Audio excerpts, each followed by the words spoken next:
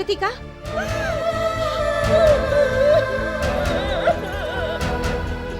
సుప్రతీక, ఓసారి తలుపుది.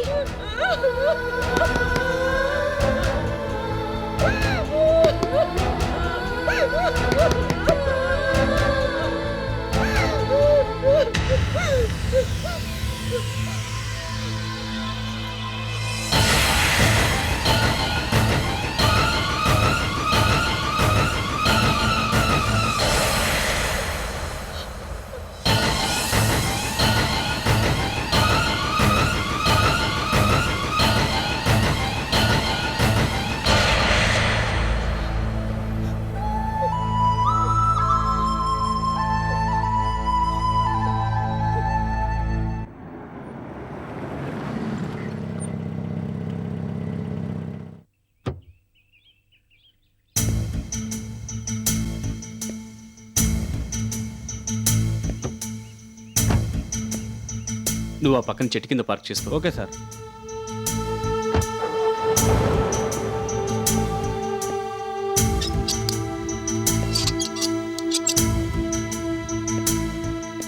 మీకోసం చాలాసేపటి నుంచి ఎదురు చూస్తున్నాను. సారీ, వెంటనే బయలుదేరదాం అనుకున్నాను. ఇంతలో అనుకోకుండా బయటికి వెళ్లాల్సి వచ్చింది. దాంతో ఆలస్యమైంది. సుప్రతీక్ గారు ఎక్కడున్నారు? హాల్లోనే ఉంది. నేను మీకు ఫోన్లో చెప్పాను కదా, ఆ రోజు గుడికెళ్ళొచ్చిన దగ్గర నుంచి మనిషి పూర్తిగా మారిపోయింది. చాలా ముభావంగా ఉంటుంది. ఇంతకు ముందు ఎటువంటి సమస్య ఎదురైనా నాతో చెప్పుకునేది. ఇప్పుడు అసలు సరిగ్గా మాట్లాడని కూడా మాట్లాడడం లేదు. నాకేం అర్థం కావడం లేదు. సహజమే కదండి. ఆవిడికి వాళ్ళ అమ్మగారంటే చాలా ప్రేమ. ఉన్నట్టుండి ఆవిడ కనపడకుండా పోయేసరికి డిప్రెషన్కి గురైనట్టున్నారు. ముందు నేను అలాగే అనుకున్నాను. కానీ ఆంటీ కనిపించకుండా పోయాక సుప్రతీక కొన్నాళ్ళు మామూలుగానే ఉంది.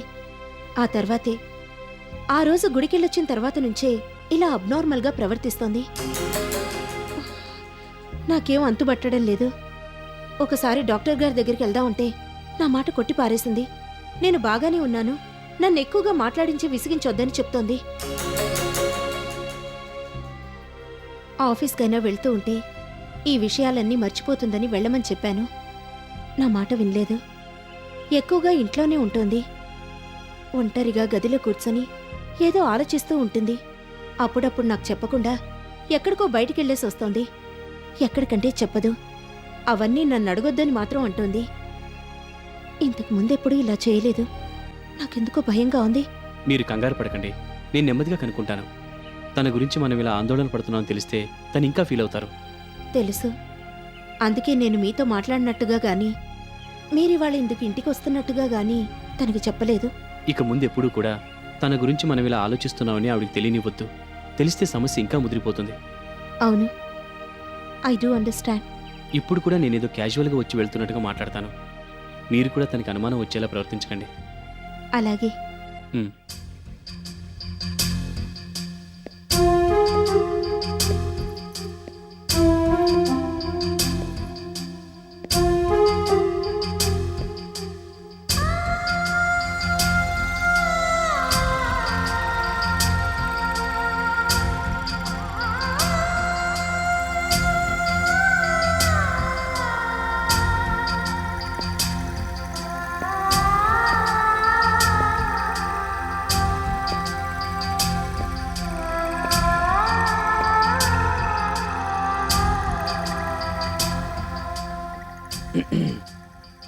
సుప్రతీక్ గారు,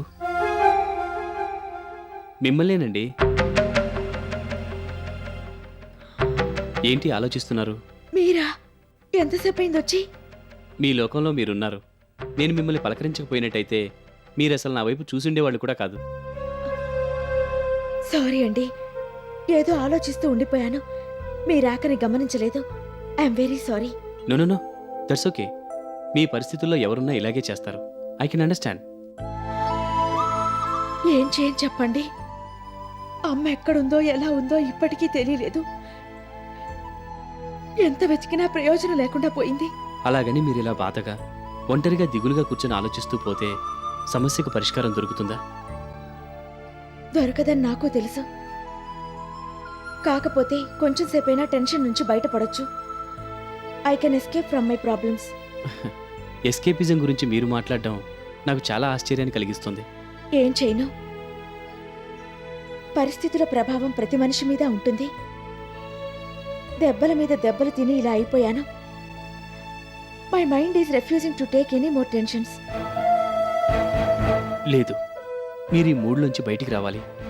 బాధపడుతూ కూర్చుంటేనో కర్మనుకుని వాపోతుంటేనో ప్రాబ్లమ్స్కి సొల్యూషన్స్ దొరకవు. మనం చేయగలిగింది చెయ్యాలి, ఫలితాన్ని దేవుడికి వదిలేయాలి. ఎటువంటి పరిస్థితుల్లోనూ మానసికంగా కుంగిపోకూడదు.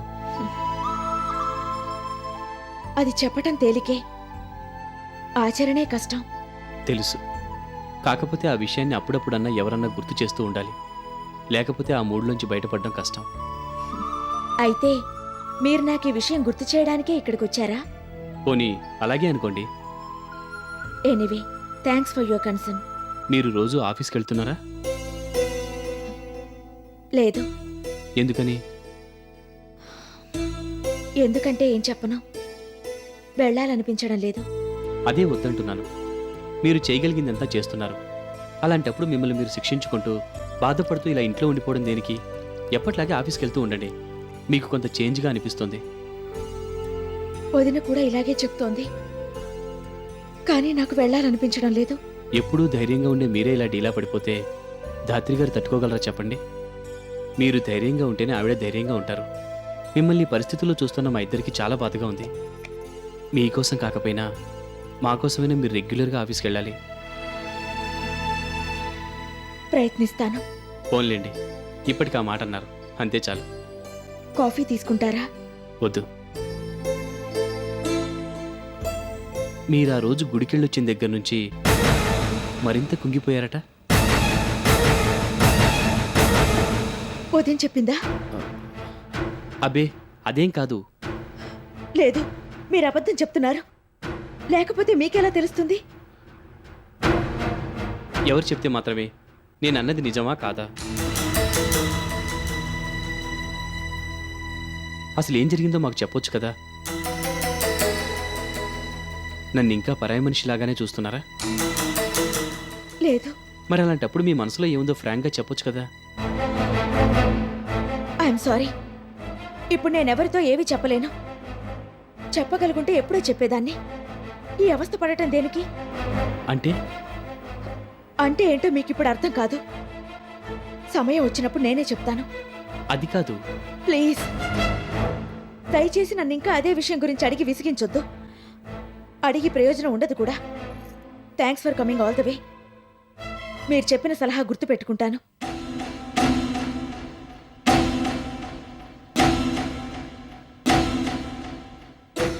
వదినకు చెప్పి మీకు కాఫీ పంపిస్తాను. తాగి వెళ్ళండి.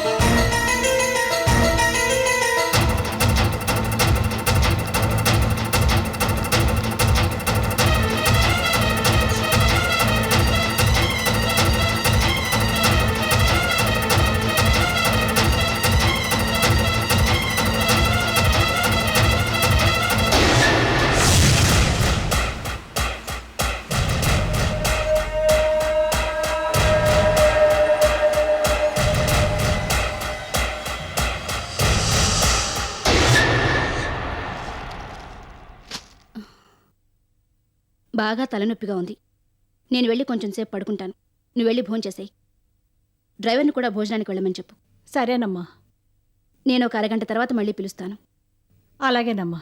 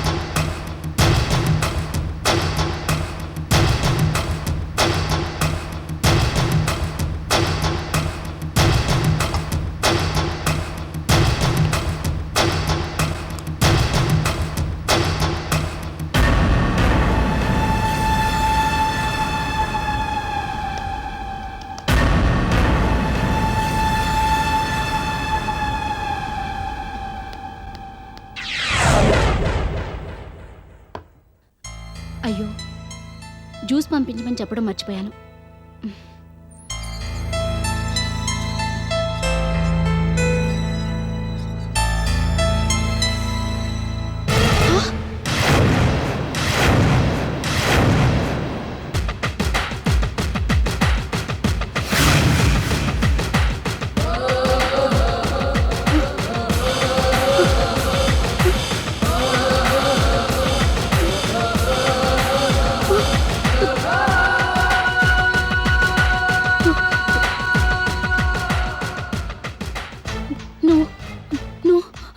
నువ్వా?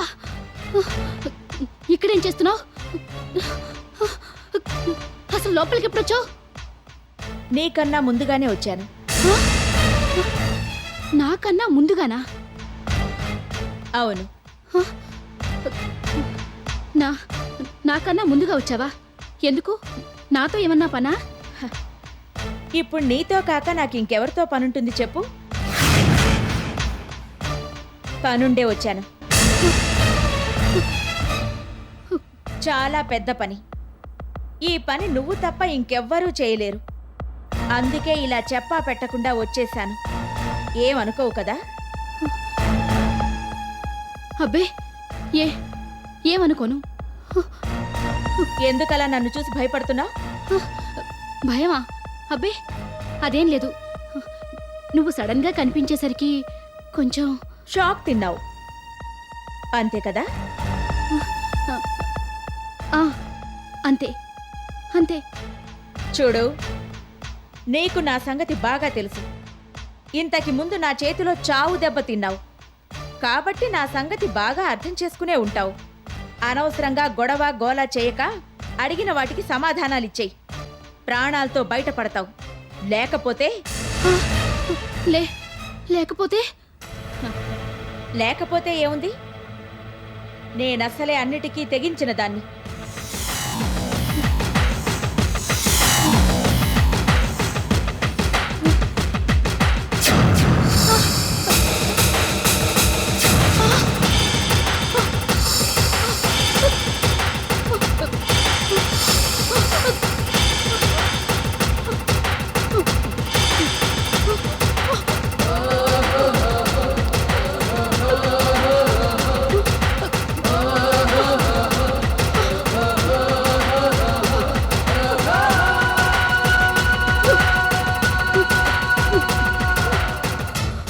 చూసావుగా, చాలా పదునుగా ఉంది.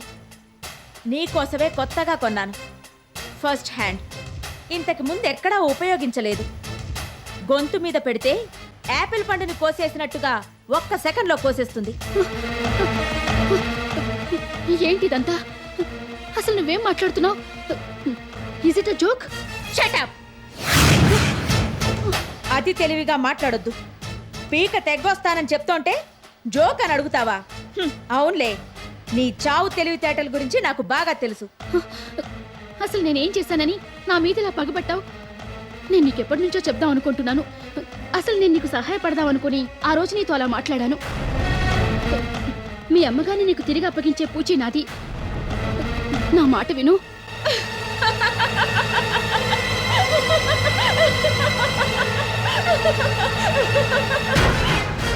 నీ చాణక్యం ముందు పెద్ద పెద్ద రాజకీయ నాయకులు కూడా పనికిరారు. రెప్పపాటు కాలంలో ప్లేట్ తిరగేయగల దిట్టవి. కానీ నీ ట్రిక్కులు నా దగ్గర పనిచేయవు. ఈ పాత టెక్నిక్కులతో నన్ను బోల్తా కొట్టించలేవు. ప్లీజ్, నిజం, నా మాట విను. నేనెందుకు ఇలా చెప్తున్నానో అర్థం చేసుకో. మీ అమ్మగారు ఎక్కడున్నారో నిజంగా నాకు తెలీదు. మోహన్ నాకు చెప్పలేదు, చెప్పడు కూడా. అతనితో స్నేహం నటించి నెమ్మదిగా కూపీలాగి మీ అమ్మగారిని విడిపిద్దామని ప్రయత్నిస్తున్నాను. నా మాట నమ్ము. చావు కళ్ళ ముందుకొచ్చేసరికి నువ్వు హిస్టరిక్గా మారిపోతూ ఉంటావు. ఇది మామూలేలే. నీ మాటలు వినే ఓపిక తీరిక నాకు లేవు. నీ అతి తెలివి కట్టిపెట్టి మా అమ్మనెక్కడ దాచారో చెప్పు, లేకపోతే